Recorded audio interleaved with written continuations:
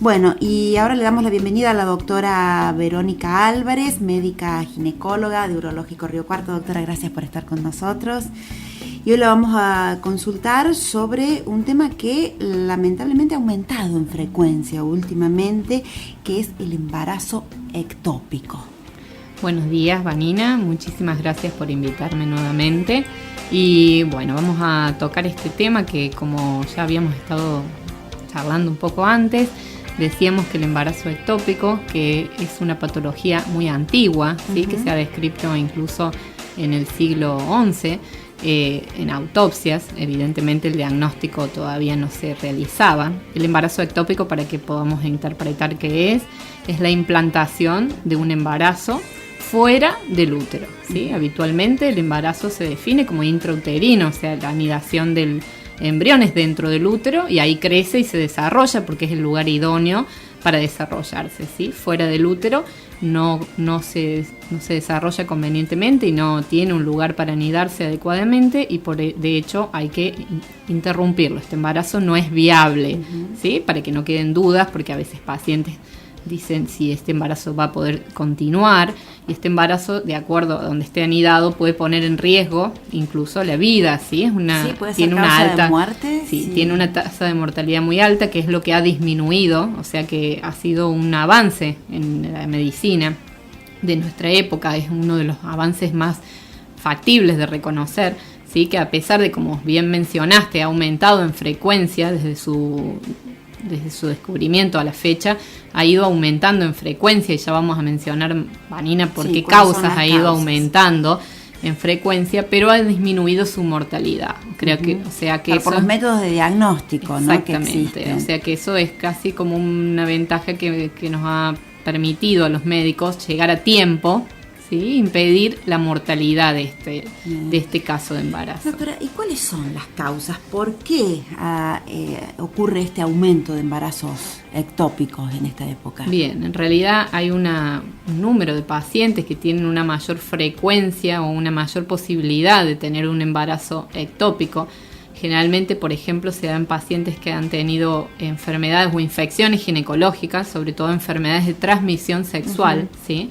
Que ya lo hemos mencionado en otros programas, en esta época ha aumentado debido a la vida sexual de las pacientes diferente, que ha cambiado, ha aumentado y hemos visto con más frecuencia enfermedades de transmisión sexual. Que por ejemplo, son asintomáticas, ¿no? Por ejemplo, claro, es el germen de clamidia, que es un germen que obstruye con mucha frecuencia las trompas, y que no lo mencionamos antes, pero uno de los lugares donde se anida más frecuentemente este embarazo extrauterino es en las trompas de falopio.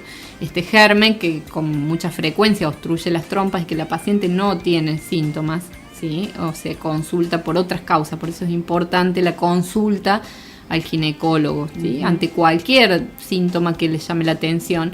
Entonces, esta obstrucción tubárica favorece a que estas jóvenes, muchas veces son pacientes muy jóvenes, o tengan esterilidad o tengan este embarazo fuera del útero, ¿sí? Por eso siempre es que hay que insistir en la necesidad de la información, la prevención, porque si no, estas enfermedades de transmisión sexual, que son asintomáticas, claro, siguen evolucionando y después y generan una enfermedad que a veces, como antes no las diagnosticábamos, estas pacientes eran estériles y no tenían embarazos directamente. Con ahora nuevos tratamientos y nuevo acceso a la medicina para poder realizar tratamientos de esterilidad, a veces nos encontramos que estas pacientes con obstrucciones tubarias y les favorecemos el embarazo, y a veces aumenta el número de casos de embarazo ectópico.